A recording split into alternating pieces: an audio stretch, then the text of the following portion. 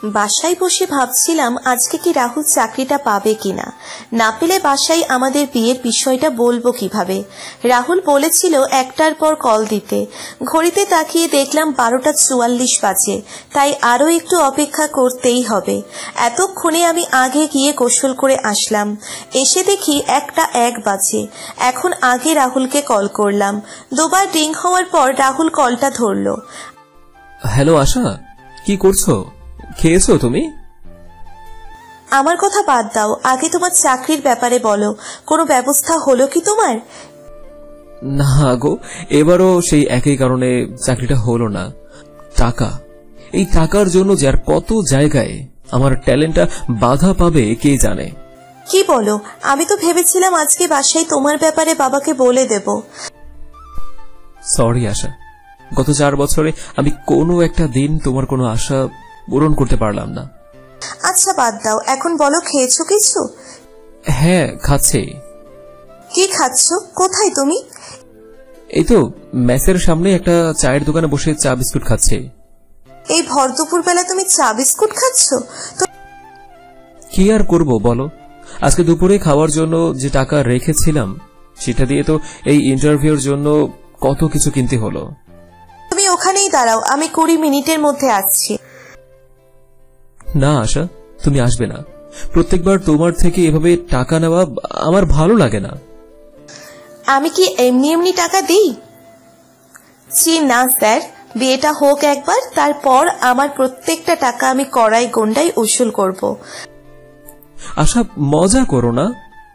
আচ্ছা ঠিক আছে, মজা করছি না। তুমি দাঁড়াও ওখানে, একটা দরকারি কথা আছে তোমার সাথে, দেখা করে বলছি। এই বলে আমি ফোন কেটে দিলাম। তারপর তাড়াতাড়ি রেডি হয়ে নিলাম। রেডি হয়ে রিক্সা নিয়ে রওনা হলাম রাহুলের মেসের উদ্দেশ্যে। আমি আশা, আর রাহুল আমার বয়ফ্রেন্ড। 4 বছর যাবত আমাদের রিলেশন। এখনো বাসায় কেউ জানে না। 2 বছর ধরে রাহুল চাকরির জন্য চেষ্টা করছে, কিন্তু পাচ্ছে না। এদিকে আমি আমার বাবার অফিসে জয়েন করেছি। ইদানিং বাসা থেকে বারবার বিয়ের কথা বলছে, তাই আমি এই ব্যাপারটা রাহুলকে জানালাম। তাই এখন রাহুল আরো হন্যে হয়ে চাকরি খুঁজে যাচ্ছে। ভাবতে ভাবতেই চলে আসলাম রাহুলের মেসের সামনে চায়ের দোকানে। এসেই রাহুলকে বললাম, চলো রাহুল, এক জায়গায় যাব। কোথায় যাব? আমার খুব ক্লান্ত লাগছে তো, আজকে না যাই? না না, আজকে না গেলে হবেই না।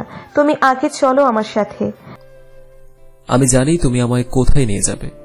নিয়ে তো যাবে একটা রেস্টুরেন্টে, তবে বিশ্বাস করো আমার কাছে একটা টাকাও নেই। আমি কখনো তোমাকে বিল দিতে বলেছি? চলো আমার সাথে। দাঁড়াও আশা, তোমার হাতটা দাও। হঠাৎ আমার হাত ধরে বসে পড়লে কেন? তোমাকে অনেক অনেক ধন্যবাদ আশা। গত 4টা বছর ধরে তুমি আমাকে এই বেকার অবস্থায় সহ্য করে আসছো। যেখানে এখন কেউ বেকার ছেলেদেরকে 4 দিন সহ্য করে না, সেখানে তুমি 4টা বছর। জানি না আল্লাহ তোমার মধ্যে এত ধৈর্য কিভাবে দিয়েছে, কিন্তু আল্লাহ যে তোমার মতো ধৈর্যশীল মেয়ে আমার জন্য পাঠিয়েছেন, এতেই আমি অনেক খুশি। সারা জীবন আমার পাশে এভাবেই থেকো প্লিজ। রাহুল কি করছো? চলো ওঠো, সবাই দেখছে। দেখো, আমি তো সবসময় তোমার ছিলাম আর তোমারই থাকবো। পাগল ছেলে। দেখুক সবাই, এই যে দোকানদার চাচা, এই দেখেন, এটা আমার ভবিষ্যৎ বউ। আল্লাহ, রাহুল কি করছো কি? চলো এখান থেকে। তারপর রাহুলের হাত ধরে হাসতে হাসতে টেনে ওখান থেকে নিয়ে এলাম। আমি জানি রাহুল আমাকে অনেক অনেক ভালোবাসে, কিন্তু চাকরি পাচ্ছে না বলে বাসায় কিছু বলতে পারছে না। আমি চেষ্টা করি সবসময় ওকে সাপোর্ট করার, মেন্টালি সাপোর্ট আর ফিনান্সিয়ালি সাপোর্ট দুটোই। তারপর ওকে নিয়ে গেলাম আমাদের চেনা একটা রেস্টুরেন্টে। গিয়ে কিছু খাবার অর্ডার করলাম। রাহুল যে সকালে কিছু না খেয়ে বের হয়েছে তা বুঝতে আমার বাকি নেই। এদিকে আমি নিজেও রাহুলের চিন্তায় সারাদিন কিচ্ছু খাইনি। তাই টেবিলে খাবার দিয়ে যাওয়ার পর দুজনেই খেতে লাগলাম। তারপর রাহুল 10 মিনিটের জন্য আবার মেসে গিয়ে গোসল করে ফ্রেশ হয়ে আসলো, আর আমি মেসের বাইরেই রিক্সা নিয়ে ওয়েট করছিলাম। কিছুক্ষণ পরই রাহুল চলে আসলো। তারপর আমরা একটা পার্কে গেলাম কিছুক্ষণ কথা বলার জন্যে। সেখানে গিয়ে আমি রাহুলের কাঁধে মাথা রেখে বসেছিলাম। হঠাৎ দেখতে পেলাম সামনেই আমার ভাইয়া আসছে। দেখে মনে হচ্ছে আমাকে এখনো দেখেনি। আমি ভয় পেয়ে রাহুলকে বললাম, রাহুল, ওই যে আমার ভাইয়া আসছে, এখন কি হবে? কোথায়? কোনটা তোমার ভাইয়া? আরে ওই যে কালো শার্ট ফর্সা করে ছেলেটা, হাতে বাদাম নিয়ে হাঁটছে, ওটাই। কি বলো? ওটা ওটা তো মারুফ ভাইয়া। উনি আমার ভার্সিটির সিনিয়র ভাইয়া ছিল। কি ছিল আর কি ছিল না সেটা আলোচনা করার সময় এখন না গো। এখন আমি কি করে ভাইয়ার থেকে বাঁচি সেটা বলো। তোমার ওড়না দিয়ে একটা ঘোমটা টেনে নাও, আর তারপর আমরা এখান থেকে চলে যাই। হ্যাঁ হ্যাঁ, এই বুদ্ধিটা ভালো। এই যে আমি ঘোমটা দিয়ে দিয়েছি, চলো এবার পালাই। দাঁড়াও দাঁড়াও আশা, ঘোমটায় তোমাকে অনেক সুন্দর লাগছে। এই সময়টা কি এখন রোম্যান্স করার? না হোক, তুমি এখানে দাঁড়াও, আমি তোমার কপালে একটা চুমু খাবো। কি কি কি করছো তুমি? আল্লাহ, কোন পাগলের হাতে পড়েছি আমি। হয়েছে, এবার শান্তি তুমি? উফ, পাগল একটা। ভাইয়া দেখলে না, একদম কপালে দুঃখ আছে তোমার। আগে সুখটা আদায় করে নিলাম, এবার কপালে দুঃখ আছে কি নেই তাতে আমার কিছুই যায় আসে না। তারপর আমি আর রাহুল ওখান থেকে চলে আসলাম। রাহুলকে মেসে দিয়ে তারপর সেখান থেকে আবার একবার অফিস হয়ে বাসায় আসতে আসতে আমার রাত হয়ে গেল। আমি রিক্সাওয়ালা মামাকে ভাড়ার টাকাটা দিয়ে লিফটে ওঠার জন্য পা বাড়ালাম, কিন্তু দেখতে পেলাম লিফট এখন 6 তলায় আছে আর আমার বাসা তো 3 তলায়। তাই সিঁড়ি বেয়েই বাসায় গেলাম। বাসায় ঢুকেই প্রথমে ফ্রিজ থেকে 1 বোতল পানি নিয়ে টেবিলে বসলাম।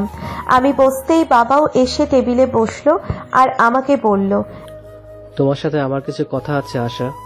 1 মিনিট বাবা, আগে পানিটা খেয়ে নি, তারপর সব কথা। খুব ইম্পর্টেন্ট কথা। ফ্রেশ হয়ে আমার রুমে এসো, আর আসার সময় তোমার ভাইয়াকেও ডেকে বলবে যে আমি ডেকেছি। ঠিক আছে বাবা। তারপর বাবা রুমে চলে গেল আর আমি ভাবতে লাগলাম, কি এমন ইম্পর্টেন্ট কথা আছে আমাকে আর ভাইয়াকে দুজনকে একসাথে ডাকলো বাবা। মনে মনে ভয় হচ্ছে ভাইয়া আবার বাবাকে কিছু বলে দেয়নি তো। আমি তাড়াতাড়ি ফ্রেশ হয়ে ভাইয়াকে নিয়ে বাবার রুমে গেলাম।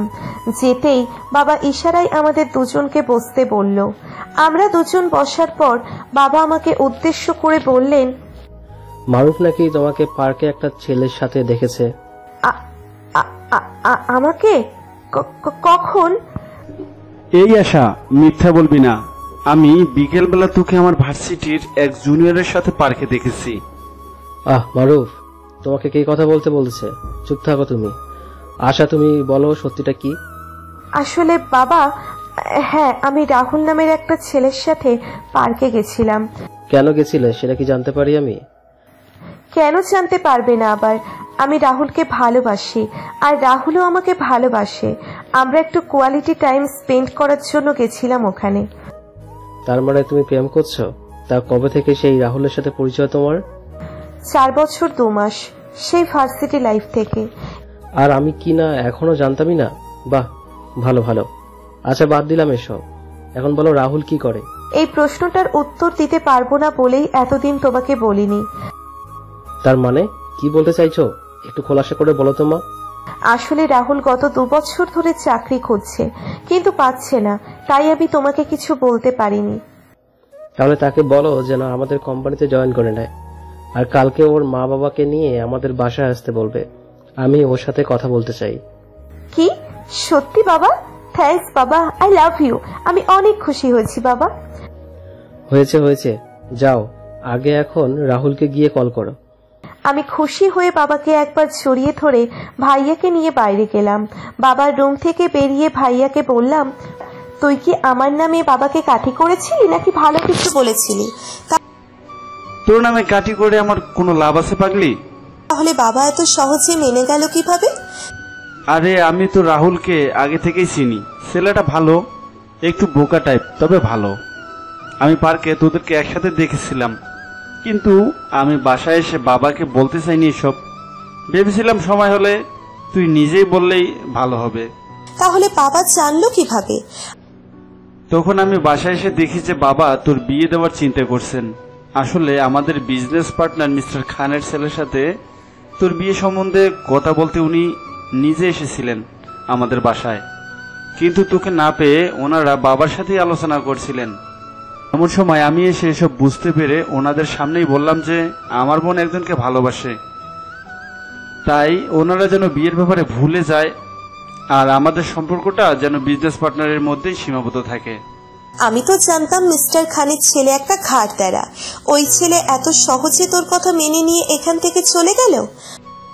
আরে এত সহজ নাকি? আগে তো যেতে চায়নি, ওভার রিয়েক্ট করছিল। পরে খান আঙ্কেল ওকে বুঝিয়ে শান্ত করে বাসায় নিয়ে যায়। বাবা, আমার ভাইয়াটা কবে থেকে আমার প্রতি এত কেয়ারফুল হয়ে গেল শুনি? অনেক আগে থেকেই, কিন্তু বড় ভাইরা কখনো তাদের বোনদের প্রতি তাদের ভালোবাসা প্রকাশ করতে ব্যস্ত থাকে না, বরং তারা সেই ভালোবাসাকে সুপ্ত রাখতেই বেশি পছন্দ করে, বুঝেছিস? থ্যাঙ্কস ভাইয়া, তুই না থাকলে হয়তো আজকে অনেক ঝামেলা পোহাতে হতো, কিন্তু তুই ব্যাপারটাকে অনেক সহজ করে দিয়েছিস। হয়েছে, আর আদর দেখাতে হবে না। এখন যা, আমাদের জন্য একটু নুডলস রান্না করে দিয়ে যা। চুল ধরে টান দিলে কেন কুত্তা? তুই কোনোদিন ভালো হবি না। তুই যে একটা লেডি কুত্তা সেটা কে বলবে? যা, রান্না করে নিয়ে আয়। যাচ্ছি তো, ছাড় আমাকে। আর শোন, এভাবে পার্কে দাঁড়িয়ে কপালে কিস করতে মানা করিস রাহুলকে। কি? এত রিয়েক্ট দেওয়ার কি আছে? আমি দেখেছি তখন। আর যেন এভাবে বাইরে দাঁড়িয়ে কিস করতে না হয়, তাই তো তোদের বিয়ের ব্যবস্থা করে দিলাম। যা, সর এখান থেকে। তুই না আমার বড় ভাই হোস? ভাই হওয়ার আগে আমি তোর বন্ধু। যা এখন।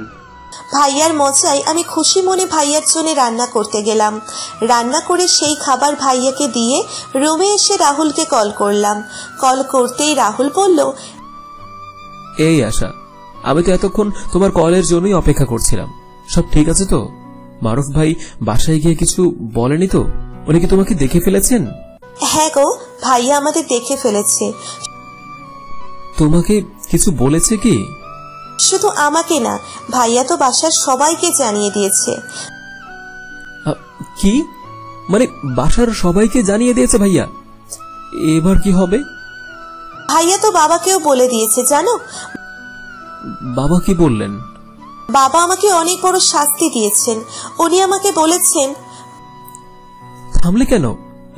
কি বলেছেন বলো। বাবা কি বলেছে তোমাকে? বাবা আমাকে বলেছেন আমি যেন তোমাকে কল দিই। আর কি? আশা, আমাকে এভাবে টেনশন দিও না, কিন্তু ঠিক করে বলো কি হয়েছে।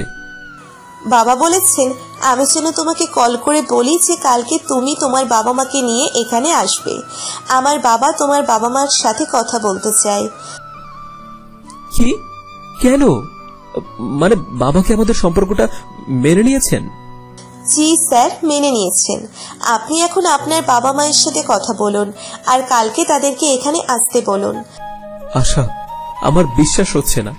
সত্যি মেনে নিয়েছেন বাবা? আল্লাহ, আমি আজকে অনেক খুশি আশা, এতটাই খুশি যে তোমাকে বোঝাতে পারবো না। আরে আরে, তুমি কি খুশিতে নাচছো নাকি? এত আওয়াজ কেন? আল্লাহ, রাহুল কাম ডাউন। আগে তোমার বাসায় কল দাও। আচ্ছা, আমি কল দিচ্ছি, শোনো আগে। হ্যাঁ বলো। I love you. I love you too পাগলু। পাগলু? পাগলু, তুমি একটা পাগলু। এবার রাখলাম। ঠিক আছে। তারপর আমি কলটা কেটে দিলাম। কল কাটার পর ফোনটা আমার বুকে জড়িয়ে ধরলাম। এত খুশি লাগছে যে আমি সেটা শব্দে প্রকাশ করতে পারবো না। খুশি মনে রাতে ঘুমিয়ে গেলাম। তার পরের দিন বিকেলবেলা রাহুল ওর মা বাবাকে নিয়ে আমাদের বাসায় আসলো। এসে আমরা সবাই অনেক কথাবার্তা বললাম। বাবা রাহুল আর আমাকে একা ডেকে নিয়ে গেল। তারপর রাহুলকে বলল, রাহুল, তো তোমার ব্যাপারে তো সবই জানলাম, বুঝলাম, কিন্তু তুমি যে এখনো চাকরি পাচ্ছ না, এটাই তো সমস্যা, তাই না? বাবা, আমি তো চেষ্টা করছি, দেখি কি হয়। ইনশাআল্লাহ খুব তাড়াতাড়ি সব ঠিক হয়ে যাবে। চাকরিটা খুব দ্রুতই পেয়ে যাব। তা তো বুঝলাম, কিন্তু তুমি ইচ্ছে করলে আমাদের কোম্পানিতে ম্যানেজিং ডিরেক্টর হিসেবে জয়েন করতে পারো। আসলে বাবা, আমি যদি এখানে চাকরি করি তো সবাই বলবে যে মেয়েকে বিয়ের বিপরীতে মেয়ের বাবার কোম্পানিতে চাকরি নিয়েছে। এটা শুনতে তো ভালো লাগবে না, তাই না? কে কি করলো সেটা বাদ দাও না। আমার ছেলে তো নিজেই নিজের একটা বিজনেস খুলে নিজেই সামলাচ্ছে, তাই আমার কোম্পানি সামলানোর জন্য তো শুধু আশাই রয়েছে। তুমি যদি ওকে হেল্প করো তাহলে ব্যাপারটা ভালো হয় না? না মানে বাবা, আমি কোনো না মানে শুনতে চাই না রাহুল। বিয়ের পর তুমি অফিস জয়েন করবে। তাহলে বাবা আমি চাকরিটা ছেড়ে দিই? এমনিতে আমি সব হিসেবের খেয়াল রাখবো, কিন্তু এভাবে চাকরি করা আমার আর ভালো লাগে না। তোমাকে আমি জোর করব না আশা, তোমার ইচ্ছে হলে করবে, না ইচ্ছে হলে করবে না। কিন্তু আমার মেয়ে জামাই চাকরি ছাড়া বসে থাকলে সেটা তো ভালো দেখাবে না, তাই না? থ্যাংক ইউ বাবা। আরে তোমরা তো আমারই ছেলে মেয়ে, আমার ছেলে মেয়ের খেয়াল আমি না রাখলে হয় বলো? এবার চলো সবার সাথে বসে তোমাদের বিয়ের দিন তারিখ ঠিক করি। তারপর আমরা সবাই মিলে গিয়ে আমাদের বিয়ের দিন তারিখ ঠিক করলাম। আমাদের বিয়ে ঠিক হলো এই মাসের 10 তারিখে। বিয়ের আর মাত্র 13 দিন বাকি, তাই তার পরের দিন থেকেই সবাই মিলে শপিং শুরু করলাম। আমার জন্য হালকা মিষ্টি রঙের একটা শাড়ি আর রাহুলের জন্য সাদা আর সোনালি রঙের শেরওয়ানি। সবাই আমাদের বিয়েতে খুব খুশি হলো। বিয়ের দিন আমার ভাইয়া একটা মেয়েকে আমাদের সাথে পরিচয় করিয়ে দিল। আমি মেয়েটাকে দেখে ভাইয়াকে জিজ্ঞেস করলাম, কি রে ভাইয়া, কে এটা? আরে আমার বান্ধবী আর কি। বান্ধবী নাকি অন্য কিছু? যা, অন্য আর কি হতে যাবে, জাস্ট ফ্রেন্ড হয় আমার। ফ্রেন্ড না গার্লফ্রেন্ড তা তো আমি বের করেই ফেলবো ভাইয়া। আমাকে ছাড়া তো আর বিয়ে করতে পারবি না, তাই না? তাও তো কথা। তাই তোর সাথে আগে আগে স্বীকার করেই ভালো। শোন, ওটা হচ্ছে অহনা, আমার গার্লফ্রেন্ড। আমি ওকে বিয়ে করতে চাই, ওর পরিবার রাজি আছে। তাই বাবার সাথে কথা বললেই সব ওকে হয়ে যাবে। আয়ে হায়, তাহলে তো হয়েই গেল রে। আমি না হয় তোর হয়ে বাবার সাথে কথা বলবো, কোনো চিন্তা নেই। আগে তো তোর বিয়েটা হোক, তারপর অন্য কিছু। চল এখন নিচে যেতে হবে তো নাকি? তারপর আমি ভাইয়া সহ আরো অনেকে মিলে নিচে গেলাম। নিচেই আমাদের বিয়ের আয়োজন করা হয়েছে। আমরা সবাই মিলে অনেক ছবি তুললাম। তারপর রাতে 8টার দিকে রাহুল রওনা হলো তাদের বাড়ির উদ্দেশ্যে। পুরো বিয়েতে অনেক মজা হলেও এ পর্যায়ে এসে সবারই চোখ ভিজে যায়। আমার বাবা, আমার মা, আমার ভাই, আমি সবাই সবার পুরনো স্মৃতিগুলো মনে করে খুবই কান্না করছিলাম। তারপর এক সময় রাহুল আমাকে নিয়ে বসলো গাড়িতে। বাসায় যাওয়ার পর রাতে 11টার দিকে আমাদেরকে বাসর ঘরে নিয়ে যাওয়া হলো। আমি রুমে ঢুকে একদম চুপচাপ শান্ত মেয়ের মতোই বসেছিলাম। কিছুক্ষণ পর রাহুল আসলো রুমে। ও এসেই দরজা বন্ধ করে দিল। তারপরও আমার সামনে এসে দাঁড়ালে আমি নেমে গিয়ে ওকে একটা সালাম করে আসলাম। এতেও অনেক খুশি হলো। আমার 2 বাহু ধরে আমাকে বুকে জড়িয়ে নিল। তারপর আমাকে বলল, জানো আশা, আমি যে তোমাকে এত দ্রুত আমার নিজের করে পাবো এটা আমি ভাবিওনি কখনো। আমিও ভাবিনি গো, কিন্তু সবই আল্লাহর ইচ্ছে। তিনি না চাইলে আমরা কেউই কাউকে পেতাম না। আলহামদুলিল্লাহ ফর এভরিথিং। আলহামদুলিল্লাহ। এখন চলো, নামাজ পড়তে হবে। চলো। তারপর আমি আর রাহুল 2 রাকাত নামাজ পড়লাম। এরপর রাহুল আমাকে কোলে তুলে নিয়ে বিছানায় গেল। তারপর রাহুল প্রথমে আমার কপালে একটা কিস করলো। এরপর আমার ঠোঁটে ঠোঁট বসিয়ে দিল। এই 4 বছরের সম্পর্কে আমরা এই প্রথম লিপ কিস করলাম। আমি বা রাহুল কেউই এসবে কখনো ইন্টারেস্ট দেখায়নি। আমিও রাহুলের কপালে একটা কিস করলাম। তারপর আস্তে আস্তে আমরা হারিয়ে গেলাম ভালোবাসার রাজ্যে। পরের দিন সকালে বুকের উপর ভারী কিছু একটা অনুভব করে ঘুম ভাঙলো। উঠে দেখি আমাদের কারো গায়ে কোনো কাপড় নেই। এটা দেখে আমি একটু হেসে দিলাম। তারপর রাহুলের কপালে একটা চুমু খেয়ে আবার ওকে চাপটে জড়িয়ে ধরলাম। আমাদের বিয়ের কিছুদিন পর রাহুল আমাদের কোম্পানিতে জয়েন করে। এদিকে আমিও ভাইয়ার ব্যাপারে বাবার সাথে কথা বলি। বাবা এবারও খুব ইজিলি মেনে নিয়েছে ভাইয়ার ব্যাপারটা। তার 4 মাস পর ভাইয়ার বিয়েটাও হয়ে গেল। এখন আমাদের সুস্থ স্বাভাবিক ফ্যামিলিটা খুব ভালোভাবেই চলছিল।